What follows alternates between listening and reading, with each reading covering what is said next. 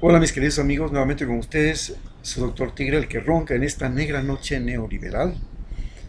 Y hoy analizaremos, ya sabéis, siempre invitándoles a ustedes a votar en no.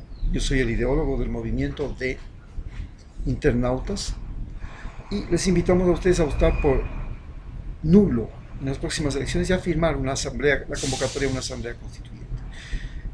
Uno de los grandes problemas, o dos de los grandes problemas que tenemos que enfrentar en esta asamblea constituyente es la influencia de la religión y la influencia de los militares en las decisiones gubernamentales, en el poder político.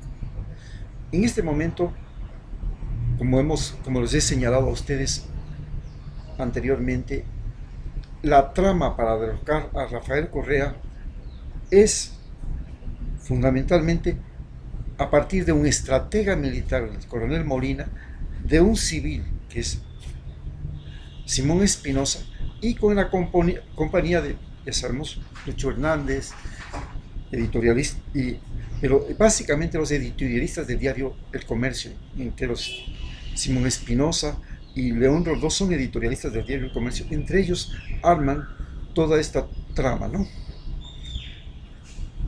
¿Cuál es la situación? Tenemos que encontrar una forma de que el ejército, que ahora ya no tiene que protegernos de ningún enemigo, como teníamos en el caso del Perú. Ya los peruanos no son nuestros enemigos, son nuestros aliados, lo mismo que son nuestros aliados los colombianos. Entonces, ¿para qué tenemos un ejército? Es la gran pregunta. Evidentemente, la función del ejército es cuidar las fronteras del país. Y necesitamos convertir al ejército en una policía fronteriza. Esta policía fronteriza ya no tiene solamente las funciones de protegernos de masas migratorias que pueden llegar, de protegernos de narcotráfico, de protegernos del contrabando, en fin, el mismo narcotráfico. Entonces, ¿qué es lo que tiene que hacer además el ejército? Tiene que actuar en la protección de las áreas protegidas del Ecuador, que son el 30% del territorio, y aspiramos que según la Constitución llegue a ser el 50% del territorio. Y tiene que proteger esas áreas protegidas, tiene que tener bases militares dentro de los bosques. Y la siguiente cosa importante es que tiene que ser un ejército de cascos azules, es decir, un ejército no controlado por un ministro de finanzas ni sometido a un comandante que es el presidente, no. El comandante en jefe del ejército ecuatoriano ya no es el presidente. El comandante en jefe del ejército ecuatoriano es el comandante de los cascos azules de la ONU. ¿Qué pasa con la policía? Tenemos otro problema con la policía. La policía originalmente se hizo para obligar, para intimidar a los que no eran católicos.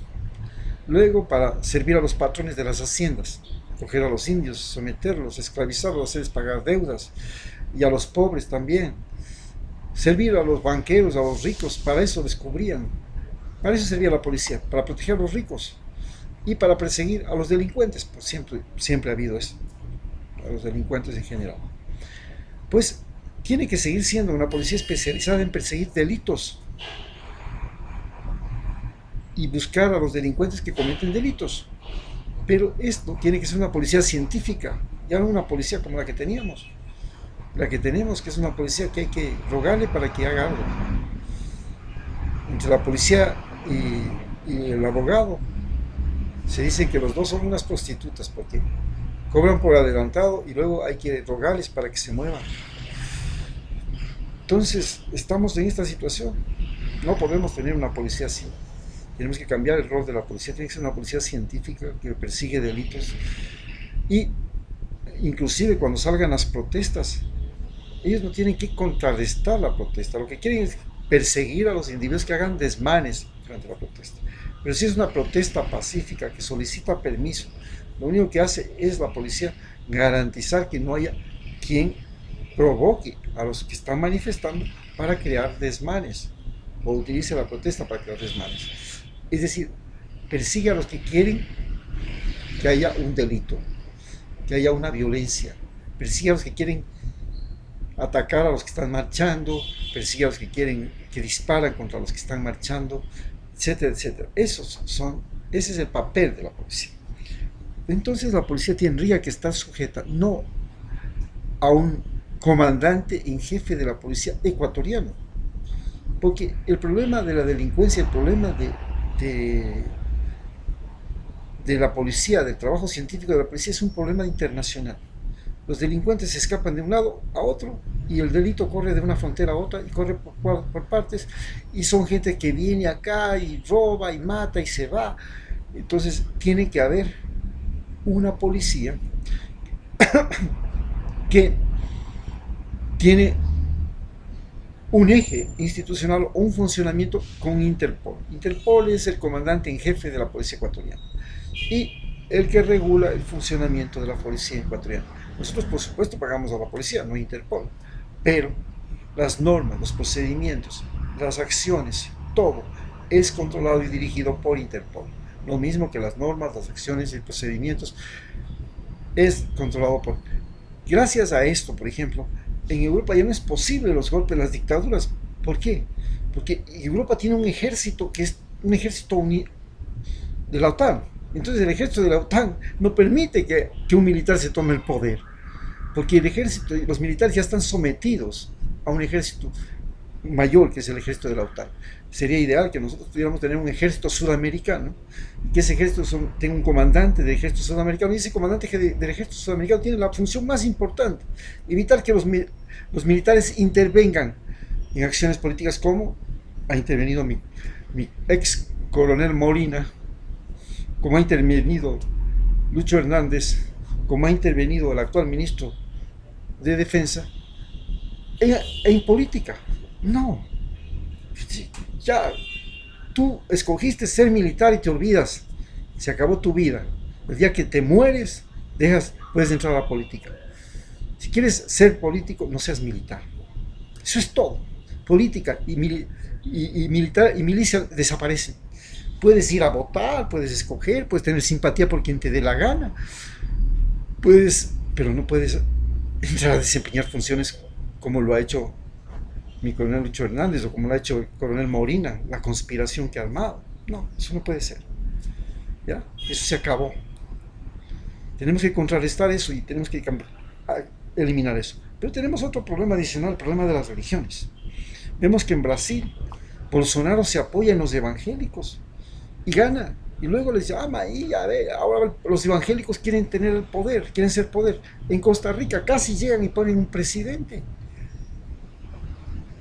Entonces tenemos un problema. ¿Por qué diablos las religiones tienen que meterse en el poder? ¿Por qué tienen que apoyar a un candidato? ¿Por qué tienen que meterse? No, no, no. Nosotros somos un Estado laico y como tal, ninguna religión, ninguna organización religiosa, o religión que sea, puede intervenir en manifestaciones públicas, opiniones contra el gobierno, acciones desestabilizadoras, campañas políticas. No, eso se tiene que suspender. Una cosa es practicar una religión y otra cosa es querer el poder. Eso no puede ser. Ninguna religión, tienen que desaparecer todos los altares del Palacio de Gobierno, tienen que desaparecer todos la presencia del obispo, del arzobispo, no, no, no, no, se acabó. Cuando se nombra a un presidente no aparece para nada ninguna religión, no tiene por qué aparecer, y la religión tampoco tiene por qué enseñar dentro de los colegios o en la Universidad Católica cómo acceder al poder, cómo pretender, y nadie que sea de una universidad católica o una universidad religiosa puede optar por participar políticamente. El momento en que tú confiesas que eres un individuo que estás por tu fe religiosa yendo a la batalla política, estamos mal. Estamos creando un Estado islámico. Entonces puedes practicar tu religión. Tu religión es una cosa personal, es una propiedad tuya. Pues no puedes utilizar el conglomerado religioso, el grupo, para acceder al poder. Perdóname, eso no. Tenemos que cortar de raíz en la nueva constitución eso. Muchas gracias.